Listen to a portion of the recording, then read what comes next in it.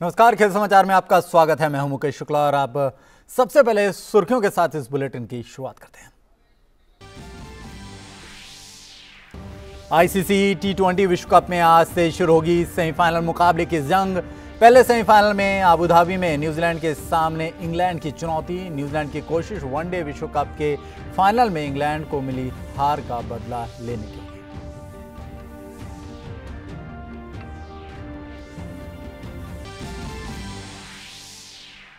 New Zealand के खिलाफ होने वाली टी20 सीरीज के लिए रोहित शर्मा की कप्तानी में भारतीय टीम की हुई घोषणा। केएल राहुल होंगे उपकप्तान। कोहली, बुमराह और जडेजा को दिया गया आराम।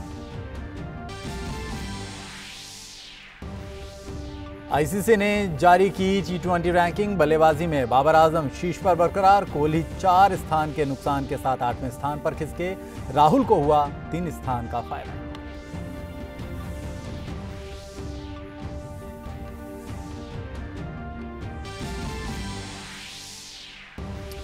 और विश्व कप के शीर्ष 8 महिला खिलाड़ियों के बीच आज से शुरू होगी WTA फाइनल्स की खिताबी जंग। मुगुरुजा और प्लिप्सकोवा जैसी अनुभवी खिलाड़ियों को युवा खिलाड़ियों से मिलेगी कड़ी टक्कर।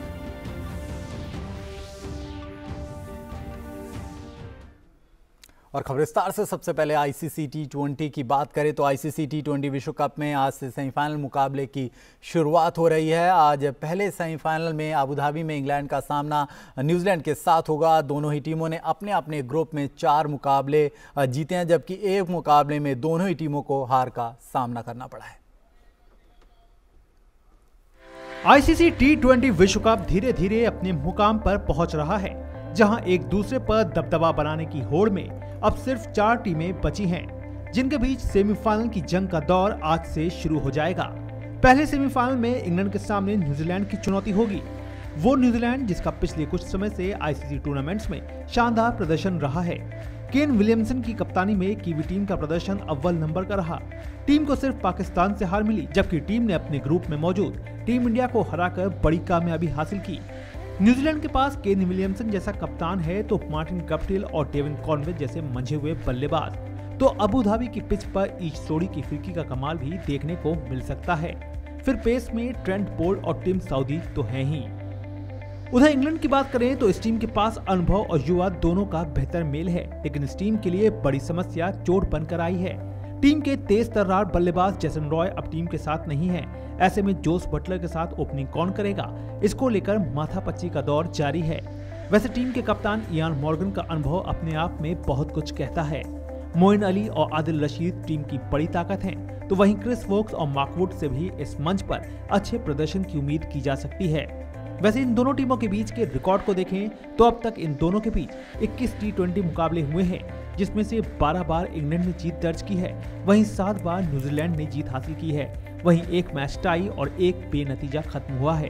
तो कुल मिलाकर ये दोनों ही टीमें अपने अपने दिन पर भारी पड़ती रही हैं। ऐसे में इन दोनों के बीच आक्रामकता का एक और दौर क्रिकेट प्रेमियों के दिलों पर राज करने के लिए तैयार है। Sports desk, TD news. तो बिल्कुल आज नॉकआउट का एक और रोमांचक मुकाबला खेला जाएगा और कौन हासिल करेगा फाइनल की टिकट, इस पर जानकारी के लिए न्यूज़ रूम से जुड़े हमारे संवाददाता नारायण सिंह। नारायण, बहुत बहुत स्वागत है इस खास शो में आपका। किस तरह से देखते हैं इस मुकाबले को? और आज दोनों ही टीमें अपने आप में बहुत दमखम रखती हैं और दोनों का टी20 जो है वो फेवरेट गेम माना जाता है। ऐसे में किसको आप सबसे ज़्यादा अंक देते हैं और किसका पलड़ा भारी देखते हैं?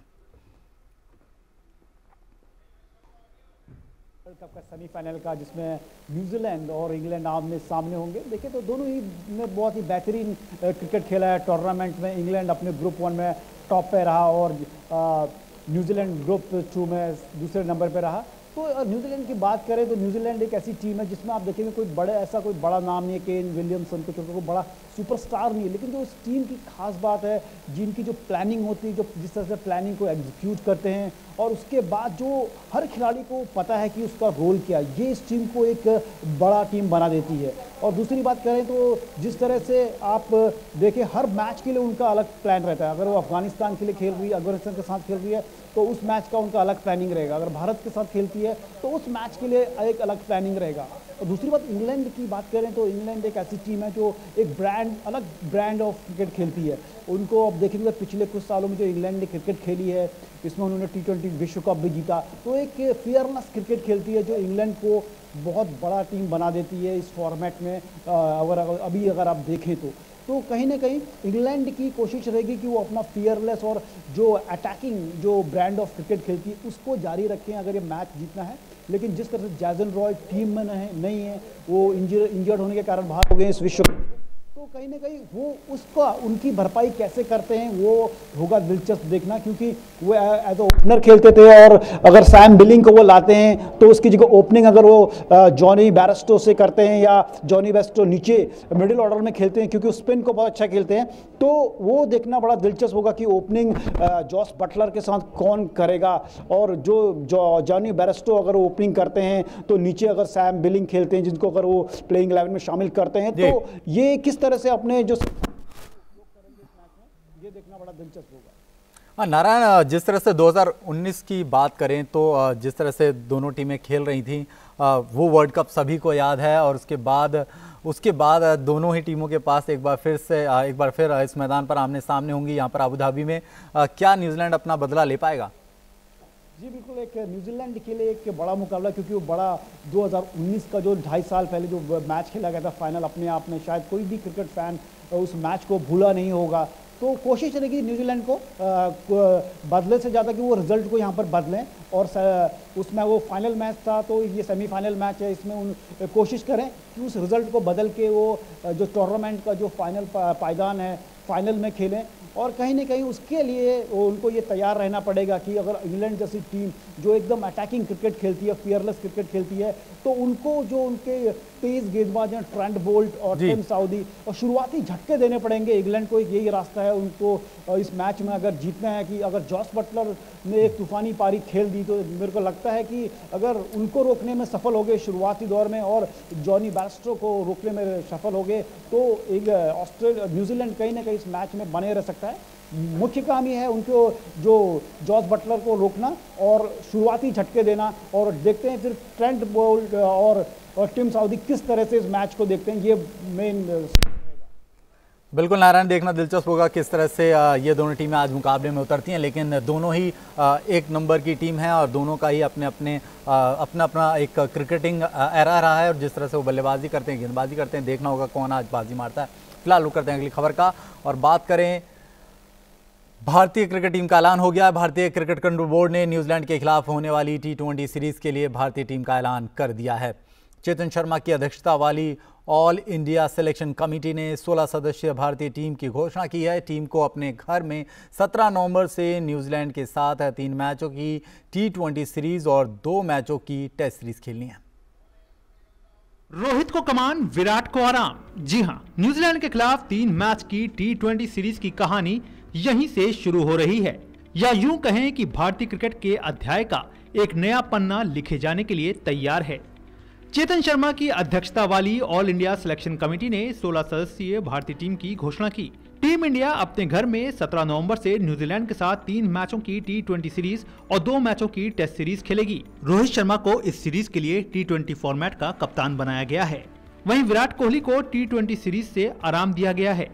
न्यूजीलैंड के खिलाफ होने वाली T20 सीरीज के लिए भारतीय टीम इस प्रकार है: रोहित शर्मा कप्तान, KL राहुल उप कप्तान, ऋतुराज गायकवाड़, श्रेयस अय्यर, सूर्य कुमार यादव, ऋषभ पंत, ईशान किशन, वेंकटेश अय्यर, युजवेंद्र चहल, R अश्विन, अक्षर पटेल, आवेश खान, भुवनेश्वर कुमार, दीपक चाहर, हर्षल पटेल और मोहम्मद सिराज। रोहित को T20 टीम की कप्तानी तो मिल गई है, लेकिन साथ ही उनके सामने अब चुनौती भी कई है जिसको निभाना उनके लिए आसान नहीं रहने वाला। कोहली ने अब तक ICC ट्रॉफी नहीं जीत पाने का दर्द सहा और इसी के चलते उनकी T20 की कप्तानी भी गई। ऐसे में रोहित पर दबाव जरूर रहेगा। रोहित को अगले साल ऑस्ट्रेलिया में होने वाले T20 विश्व कप के लिए कप्तान के तौर पर चुना गया है। रोहित शर्मा ने BCCI की T20 league Indian premier league की फ्रेंचाइजी टीम मुंबई इंडियंस को अपनी कप्तानी में 5 बार खिताब दिलाया है। साल 2013 में पहली बार टीम ने खिताब भी रोहित की ही कप्तानी में जीता था। आईपीएल में नजदीकी मुकाबलों में रोहित ने कमाल की कप्तानी की है। फाइनल मुकाबले में वो दबाव में आने पर भी सटीक फैसले लेने की क्षमता रखते हैं। भारत और न्यूजीलैंड के बीच 3 मैच की T20 सीरीज का आगाज 17 नवंबर से होगा, जहां पहला मुकाबला जयपुर में खेला जाएगा, जबकि दूसरा मुकाबला 19 नवंबर को रांची में और तीसरा T20 मुकाबला 21 नवंबर को कोलकाता में आयोजित होगा। इसके बाद 2 मैच की टेस्ट सीरीज भी खेली जाएगी। Sports desk, DD news.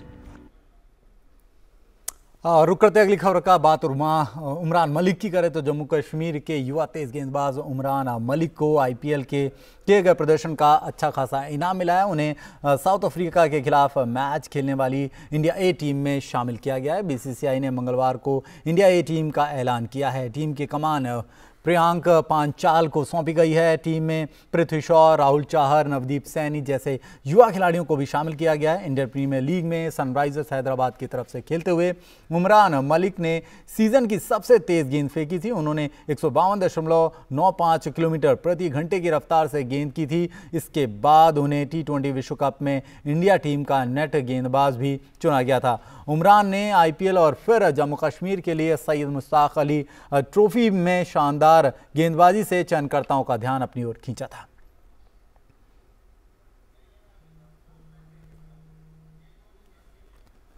ICC T20 विश्व कप में भारत ने अपने अंतिम मुकाबले में नामीबिया को 9 विकेट से हराकर जीत के साथ अपने अभियान को समाप्त किया। विराट कोहली का कप्तान के रूप में यह अंतिम T20 मुकाबला था। इस मैच में उन्होंने धोनी के रिकॉर्ड की बराबरी की। वहीं रोहित शर्मा ने T20 में 3000 रन पूरे करने में सफलता पाई।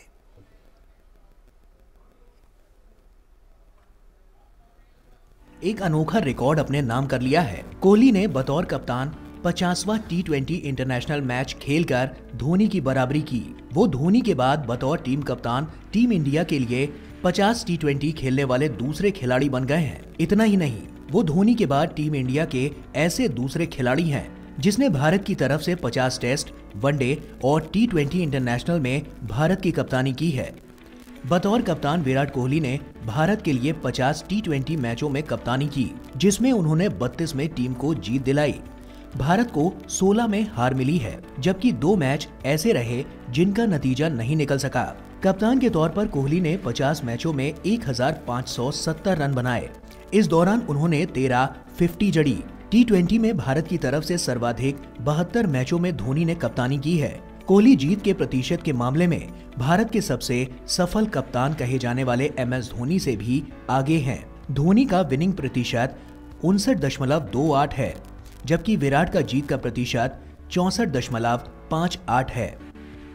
भारतीय सलामी बल्लेबाज रोहित शर्मा ने T20 अंतर्राष्ट्रीय क्रिकेट में इतिहास रचते हुए एक बड़ी उपलब्धि अपने नाम कर ली है। रोहित T20 क्रिकेट में 3000 या उससे ज्यादा रन बनाने वाले दुनिया के तीसरे और भारत के दूसरे बल्लेबाज बन गए हैं। रोहित ने नामीबिया के खिलाफ मैच में ये उपलब्धि हासिल की। रोहित से पहले Virat Kohli T20 international men's cricket में 3000 या उससे ज्यादा रन बना चुके हैं। उनके अलावा न्यूजीलैंड के मार्टिन गप्टिल ही तीसरे बल्लेबाज हैं, जो 3000 या उससे ज्यादा रन बनाने वाले बल्लेबाजों की लिस्ट में शामिल हैं। रोहित ने छक्के के साथ T20 इंटरनेशनल क्रिकेट में अपने 3000 रन पूरे किए। उन्होंने 116 T20 इंटरनेशनल मैचों में ये उपलब्धि हासिल की। रोहित के नाम 4 शतक हैं और 23 अर्धशतक हैं। नामीबिया के खिलाफ लगा अर्धशतक रोहित का इस टूर्नामेंट में दूसरा अर्धशतक है। इसी के साथ वो T20 विश्व कप में सबसे ज्यादा अर्धशतक जमाने वाले भारतीय सलामी बल्लेबाज बन गए हैं। ये बतौर ओपनर रोहित का 5वां अर्धशतक था और उन्होंने गौतम गंभीर को पीछे छोड़ा। फील्डिंग में भी रोहित शर्मा ने एक रिकॉर्ड अपने नाम किया है। वो T20 इंटरनेशनल में सबसे ज्यादा कैच लेने वाले भारतीय खिलाड़ी बन गए हैं। रोहित शर्मा ने नामीबिया के खिलाफ कुल 3 कैच पकड़े। इसके साथ ही उन्होंने 116 मैच में 44 कैच के साथ विराट कोहली और सुरेश रैना को पीछे छोड़ा। इसके साथ ही वो एक T20 मैच में 3 कैच और अर्धशतक जमाने वाले पहले भारतीय क्रिकेटर बन गए हैं। Sports desk, DD news. तो बिल्कुल जिस तरह से ये वर्ल्ड कप था, इसमें जो विराट और रवि शास्त्री की जोड़ी थी उनका भी एक तरह से समापन हुआ और जहां विराट कोहली ने कप्तानी को बाय बाय किया, वहीं उनका रवि शास्त्री का भी कार्यकाल खत्म हुआ। लेकिन हम टीम सिलेक्शन की बात कर रहे थे, नारायण सिंह हमारे साथ दोबारा जुड़ गए। नारायण, किस तरह से देखते हैं इस पूरी टीम सिलेक्शन को और नए कप्तान और नए कोच की भूमिका में नजर आएंगे? जहां रोहित शर्मा कप्तान होंगे, वहीं राहुल द्रविड़ जो हैं वो बतौर कोच नजर आएंगे, तो कैसे देखते हैं इस डबल आर के फैक्टर को? लग रहा है कि भारतीय क्रिकेट जो में है उसमें शुरू होने वाला है, क्योंकि जिस तरह से रोहित शर्मा को कैप्टनसी की कमान संभाल दी गई है इस न्यूजीलैंड सीरीज़ के लिए और नए कोच राहुल द्रविड़ भी होंगे, तो दिलचस्प होगा कि किस तरह से ये एक जो भारतीय टीम को है वो आगे ले जाते हैं। अगर पिछले एरा की बात करें, शास्त्री और कोहली के एरा में जो भारतीय टीम है उन्होंने अगर टेस्ट में बहुत ही बेहतरीन कमाल किया था। ऑस्ट्रेलिया में 2 बार सीरीज़ जीती, इंग्लैंड में भी जो सीरीज़ हम खेल रहे थे 2-1 से आगे थे। लेकिन जो आईसीसी जो मेजर ट्रॉफी होता है, जो आईसीसी, उसमें एक वो विफलता दिखाई दी कि कोई भी मेजर आईसीसी टूर्नामेंट हो, चाहे वो चैंपियंस ट्रॉफी हो या T20 वर्ल्ड कप हो, 50 ओवर कप, लेकिन अगर टेस्ट फॉर्मेट में देखा जाए तो उनका बहुत ही खास योगदान रहा। और शास्त्री कोचिंग और कोहली के नेतृत्व में भारत पहली टीम बनी जो टेस्ट मैचेस में ऑस्ट्रेलिया में हराया। तो अब किस तरह से राहुल द्रविड़ एक नया चैलेंज, जो सबसे बड़ा चैलेंज होगा, जो कैप्टनसी का जो ट्रांजिशन है, जो कोहली से रोहित शर्मा की ओर गया है, उसको कैसे हैंडल करेंगे, और तो ये किस तरह से एक नए आयाम को उनकी कोशिश रहेगी कि जो आईसीसी में जो आईसीसी की जो मेजर इवेंट्स होते हैं उसमें भारत को कहीं सफलता दिलाएं। ये एक चुनौती रहेगी राहुल द्रविड़ और रोहित शर्मा के सामने। बहुत बहुत शुक्रिया नारायण सिंह इस तमाम जानकारी के लिए, और देखते हैं किस तरह से ये आर फैक्टर काम करता है, टीम इंडिया की नई उम्मीदों पर खरा उतरता है और इनके पास भी काफ़ी कुछ अपने आप को प्रूव करने के लिए होगा। बतौर बल्लेबाज तो रोहित शर्मा ने पूरे विश्व में अपने बल्ले का डंका बजाई रखा है, लेकिन अब देखते हैं कि ये जोड़ी बतौर कोच और कप्तान कैसे नए आयाम को छूती है। राहुल द्रविड़ की बात कर ले तो टीम इंडिया के कोच के तौर पर रवि शास्त्री का कार्यकाल समाप्त होने के बाद अब निगाहें राहुल द्रविड़ पर टिक गई हैं, जहां इस पूर्व भारतीय क्रिकेटर पर टीम इंडिया को एक नई दिशा देने की जिम्मेदारी है। बतौर कोच राहुल द्रविड़ का पहला इम्तिहान न्यूजीलैंड के खिलाफ घरेलू सरजमी पर खेली जाने वाली क्रिकेट सीरीज से होगा। भारतीय क्रिकेट की दीवार के रूप में अपनी पहचान से दुनिया को बल्लेबाजी की कला की रचनात्मकता, आक्रामकता और विविधता से रूबरू कराने वाले पूर्व भारतीय क्रिकेट कप्तान और बल्लेबाज राहुल द्रविड़ अब हेड कोच के तौर पर टीम इंडिया के साथ अपनी नई पारी की शुरुआत करेंगे। वैसे राष्ट्रीय टीम के साथ भले ही द्रविड़ की जिम्मेदारी का रूप बड़ा हुआ हो, लेकिन इस मोर्चे पर अनुभव की एक लंबी फेहरिस्त उनके साथ है। द्रविड़ का अनुभव। लंबे समय तक राहुल द्रविड़ ने इंडिया ए और एनसीए के साथ काम किया। हाल ही में जब भारतीय टीम ने श्रीलंका का दौरा किया तो द्रविड़ बतौर कोच टीम इंडिया के साथ जुड़े। वैसे राहुल द्रविड़ राजस्थान रॉयल्स के भी कोच रह चुके हैं। द्रविड़ का क्रिकेट करियर। राहुल द्रविड़ के क्रिकेट करियर पर गौर करें तो इस खिलाड़ी के नाम 164 टेस्ट में 13,288 रन दर्ज हैं, जहां 36 शतक मौजूद हैं। वहीं वनडे में 344 मैचों में 10,889 रन हैं और 12 शतक हैं। द्रविड़ के आगे चुनौतियां। राहुल द्रविड़ के सामने कई चुनौतियां होंगी, क्योंकि अगले 2 साल में टीम को 2 वर्ल्ड कप खेलने हैं और उसके लिए टीम को तैयार करना होगा। साथ ही आईसीसी टूर्नामेंट्स में सेमीफाइनल और फाइनल तक का सफर तय करने के बावजूद ट्रॉफी को हासिल न कर पाने की कमजोरी पर भी द्रविड़ को काम करना होगा। भारतीय टीम ने साल 2013 में आखिरी बार आईसीसी ट्रॉफी जीती थी और उसके बाद से टीम खिताब के करीब तो पहुंची, पर उस पर कब्जा नहीं जमा सकी। टीम टेस्ट क्रिकेट में अच्छा कर रही है, लेकिन द्रविड़ के सामने लिमिटेड ओवर्स में टीम के प्रदर्शन को सुधारने की चुनौती होगी, खासतौर पर T20 क्रिकेट में, जहां टीम की स्थिति काफी नाजुक दिखाई देती है। Sports desk, DD news. वहीं भारतीय क्रिकेट टीम के सफलतम कोच रवि शास्त्री और कप्तान विराट कोहली के युग का समापन टी20 विश्व कप में नामीबिया के खिलाफ बड़ी जीत के साथ हुआ। शास्त्री का कार्यकाल टी20 विश्व कप 2021 के बाद समाप्त हो रहा है। वहीं कोहली भी टी20 टीम की कप्तानी छोड़ने का पहले ही ऐलान कर चुके थे। विराट कोहली और रवि शास्त्री की जोड़ी ने शानदार प्रदर्शन किया, हालांकि वे सीमित ओवरों में कोई भी आईसीसी ट्रॉफी जीतने में विफल रहे। भारत और नामीबिया के बीच खेला गया टी20 वर्ल्ड कप के सुपर 12 चरण का मैच कई मायनों में खास रहा। भारतीय टीम का यह टी20 वर्ल्ड कप में आखिरी मैच था, जिसे टीम इंडिया ने नामीबिया पर जीत के साथ एक सकारात्मक पड़ाव पर समाप्त किया। रवि शास्त्री और विराट कोहली की कोच कप्तान की जोड़ी इस मैच में आखिरी बार साथ नजर आई। मुख्य कोच रवि शास्त्री का कार्यकाल इस विश्व कप के बाद समाप्त हो रहा है। वहीं विराट कोहली ने भी ऐलान कर दिया था कि टी20 वर्ल्ड कप उनका इस फॉर्मेट में कप्तान के तौर पर आखिरी टूर्नामेंट होगा। हालांकि सेमीफाइनल की दौड़ से बाहर होने के बाद ये मैच भारत के लिए महत्वहीन था। 1992 के विश्व कप में दक्षिण अफ्रीका के खिलाफ सेमीफाइनल की दौड़ से बाहर होने के बाद खेले गए अपने आखिरी लीग मैच के बाद से शायद ही कभी किसी भारतीय टीम ने आईसीसी आयोजन में इस तरह का महत्वहीन मैच खेला हो। 13 जुलाई 2017 में जब रवि शास्त्री ने भारतीय क्रिकेट टीम के पूर्णकालिक कोच के रूप में पदभार संभाला, तब से भारतीय टीम अपने घर में एक मजबूत शक्ति बनकर उभरी। टीम ने घरेलू सरजमी पर 137 अंतर्राष्ट्रीय मैच खेले, जिसमें से उन्होंने केवल 37 मैच हारे।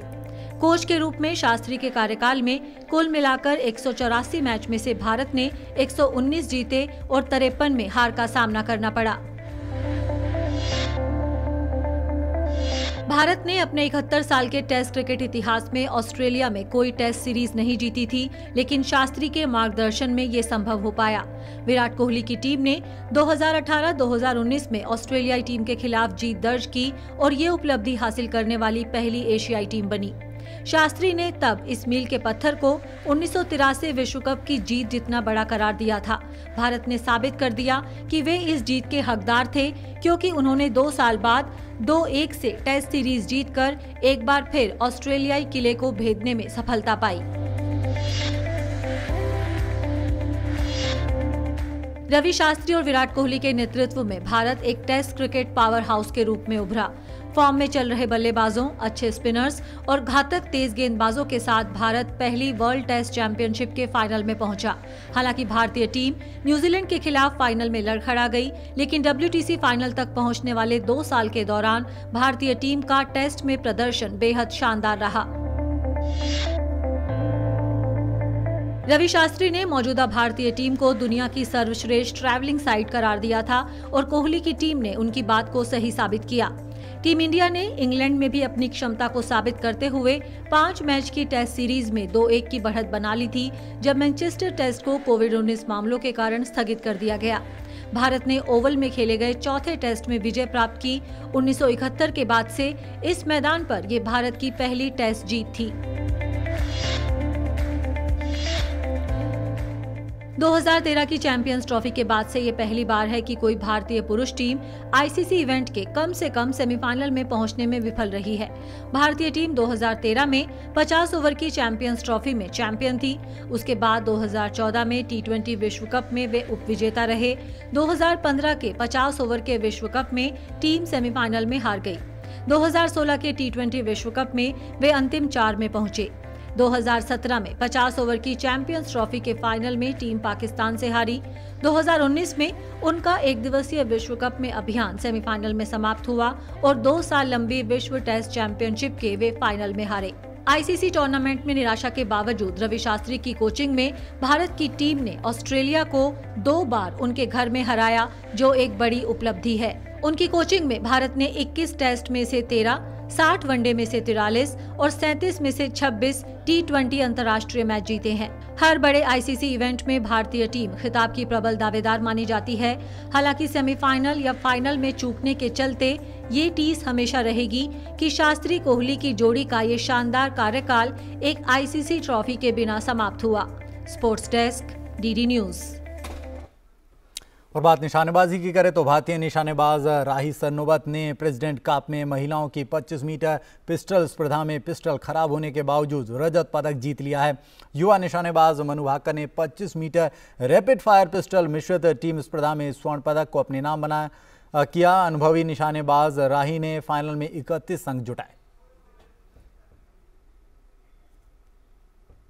वहीं पोलैंड में आयोजित ISSF प्रेसिडेंट कप में भारत के शानदार प्रदर्शन पर प्रधानमंत्री नरेंद्र मोदी ने पदक विजेता भारतीय निशानेबाजों को ट्वीट के माध्यम से बधाई दी है। अपने ट्वीट में प्रधानमंत्री ने कहा कि मनु भाकर, राही सरनोबत, सौरभ चौधरी और अभिषेक वर्मा को पोलैंड में आयोजित ISSF शूटिंग प्रेसिडेंट कप में पदक जीतने पर बधाई। देशवासियों को उनके शानदार प्रदर्शन पर गर्व है। इन एथलीटों को उनके आगे के लिए भविष्य की शुभकामनाएं। वहीं विश्व की शीर्ष 8 महिला खिलाड़ी आज से शुरू हो रहे WTA फाइनल्स में खिताब जीतने के लिए जोर आजमाइश करती दिखाई देंगी। विश्व की नंबर 1 खिलाड़ी एशले बार्टी जापान की नाओमी ओसाका पहले ही प्रतियोगिता से हट चुकी हैं। उनकी अनुपस्थिति में अनुभवी मुगुरुजा और प्लिस्कोवा को युवा खिलाड़ियों से कड़ी टक्कर मिलने की उम्मीद है। महिला टेनिस में साल के अंतिम टूर्नामेंट WTA फाइनल्स की आज से शुरुआत होने जा रही है। विश्व की शीर्ष 8 खिलाड़ियों के बीच होने वाली इस प्रतियोगिता में विश्व की नंबर 1 खिलाड़ी एशले बार्टी और जापान की नाओमी ओसाका नहीं खेल रही हैं। इन दोनों खिलाड़ियों की अनुपस्थिति में युवा खिलाड़ियों के पास खिताब जीतने का मौका होगा। शीर्ष 8 खिलाड़ियों को 2 ग्रुप में बांटा गया है। इनमें 6 खिलाड़ी Paula Badosa, Anett Kontaveit, Aryna Sabalenka, Iga Swiatek, Barbora Krejcikova और मारिया सकारी पहली बार इस चैंपियनशिप में खेलेंगी।